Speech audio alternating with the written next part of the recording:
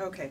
Congratulations, Christian. Thank Man, you. you stepped it up to the plate and you Thank you hit very a much. home run. And I want to know, how important is it, you know, having played this guy now for 9 years, to keep having that evolution, to make him change? How important was that in this one? It's very important, you know. There's a great character here, you know, and so there's just nothing to be lazy about. There's a boy, there's a man here who has put his own life on hold, who's driven by this great pain and desire for revenge and wish for purposefulness and usefulness in his life, and so, you know, I always viewed him as being every bit as interesting as any of the villains in any of the movies. Yeah, and, you know, almost as damaged as them as well. Oh, very much so. He's a very damaged man. And, of course, you know, working with Chris Nolan all these years, and I just, you know, amazes me every time I walk out of one of his films how he just keeps making them better and better. Do you still kind of pinch yourself when you're working with this man? He's very good, isn't he? Yeah. What's it like to work next to him?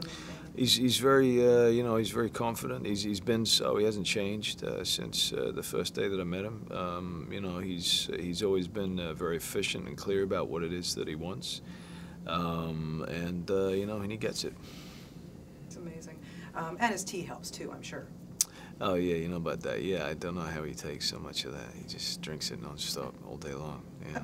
There was something about that Earl Grey. It must work. Yeah. You have Batman. Bruce Wayne goes up against some great people in this film. Let's first talk about Anne Hathaway and your experience working with her and what you thought of her performance, because I thought she was amazing. Yeah. Well, you know, I think that from the first time that I read with her, I turned to Chris afterwards and I went, I think that, you know, that's it, because I recognized from being within the suit that that you had to have a reason for wearing these bizarre costumes. You know, in Chris's world, you had to make that mean something, and with you know, Bruce Wayne, it's because he feels monstrous, and so he creates this monster in order to channel that. And I found that with Anne, she was able in the scenes where she's not in her Catwoman costume to be very real and keep him with the atmosphere of Chris's movies. But then when she put it on, that she was wearing it, she wasn't dominated by it. And you have to be able to do that, you know, without going over the top, without making it too cartoonish. You had to be able to overcome the clothes, the costume, and she was very, very able to do that. Yeah. Okay. The fighter going against the warrior, Tom Hardy. My God, was he good in this? How did you guys just develop the fight scenes? You're both wearing these crazy masks. Right. You could probably not hear each other, and I was just, you know, watching. It was brilliant. It could be a little tricky sometimes to hear each other, and we worked out little sort of signals for each other.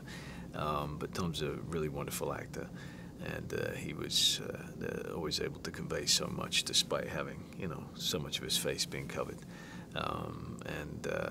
You know, Chris casts very, very well. Yeah, he certainly does. You know, he just has a knack for it. You know, Bruce Wayne, he's facing fears, Batman's facing fears, and, you know, you look back at your career, Christian, and the roles that you choose are always so fantastic. You're so good. Do you feel that with each role that you take on that it makes you a stronger actor because you're facing fears with roles? I don't really think about it. I don't know. I think that's for other people to, you know, to observe. Okay, yeah, no, just because it's interesting how the stuff that you've taken on, you just really, you know, you grasp them and you really take them on, and it's so fantastic.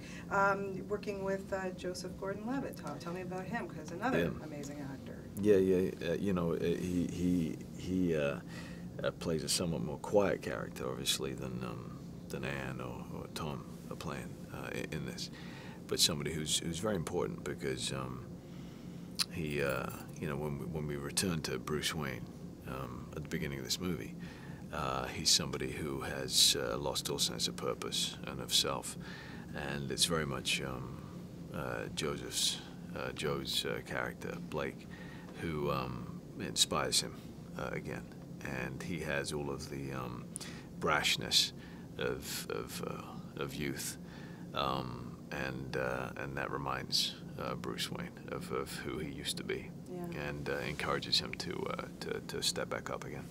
The scenes with Michael Caine. How did you get through them? It's always easier, Michael. You know, this is the fourth movie that we've made together, and you know, he's a real pro. He's one of the best out there, and you know, when you're working with people that you know well, and we know our characters very well, then things happen actually very easily and very smoothly. You know, and he's the heart of the movie, really. You know, he keeps Bruce Wayne, Batman, in check, and makes sure that he's staying on the right path. I didn't know I was going to need Kleenex for this one. All right. Yeah, it's really... Yeah. Well, Michael will do that to you. Yeah, well, you know, too. Whether it's crying or laughing with Michael. Yeah. You know. And just, you know, being able to put on that suit for the last time, do you have a recollection of what that was like when you took off the cowl and everything for the last time? Absolutely, yeah. We were in New York, and you know, like everything that you spend a lot of time with, it becomes sort of a love-hate thing, because I spent so many hours sitting, you know, in it for 7 months at a time for each movie. But I was always honored to be able to wear it and to be able to, you know, inhabit this very iconic character. Yeah, you know, these moments happen quite quietly. Always on movies, it's just, hey, that's the end. That was the last shot, and I just took a few minutes to myself to keep it on, realizing that was the last time it would be on. And yeah, no, it was a meaningful moment. You know, these movies have meant a great deal to me. Yeah, I'm sure. Is it refreshing for you as an actor? You're now working with Terrence Malick, another brilliant director, of course, and to not talk about a movie, to be able to keep it secret. I have to say that for me, just as an audience viewer, just as a fan going into this film, I love the fact that I knew nothing about it, and it just makes it so much better experience. It must be great for an actor not to have to talk about it. Yes. You can't embellish on that a little bit, on how you feel about just keeping secret? I think that's about as clear as I can get. It's very nice not to have to talk about it. Yeah. Well, I'm talking about it now. Have the movie speak for itself. Yeah, it's fantastic. Again, you did such a great job. Thank you for 3 spectacular Batman films. Thank you very much. And I look forward to what you have coming up next for us. Thanks so much. Thank you for sharing.